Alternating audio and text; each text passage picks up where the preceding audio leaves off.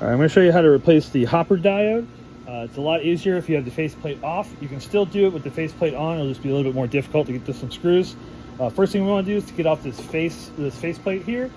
It's going to be a flathead screw here and a flathead screw here. We're just going to take those out. It's going to pop forward and come down. Those flathead screws are going to look like this. One here and one here. Take that off, get it out of your way. We're going to be messing with the left-hand Softech board here. This is also going to be screwed into place. There's going to be a screw underneath here and one down here. This is the one where I'm saying it's going to be easier with the faceplate off. So you can kind of lift up this handle and get your screwdriver underneath there. It's a little difficult, but you're able to do it.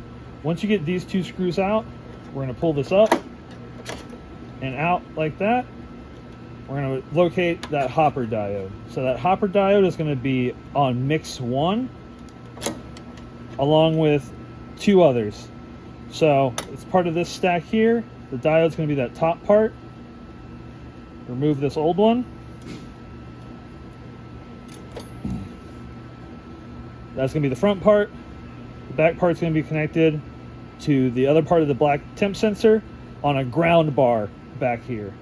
Same thing, take that one off, reattach to the ground bar.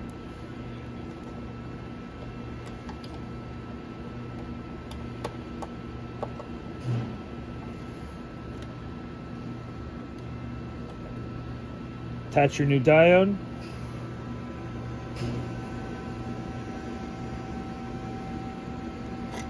Attach it back to your Softech board on mix 1.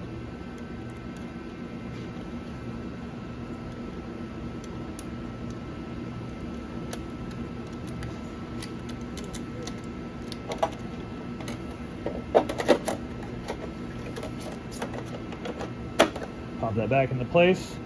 Put those screws back into place here. Pop the faceplate back on.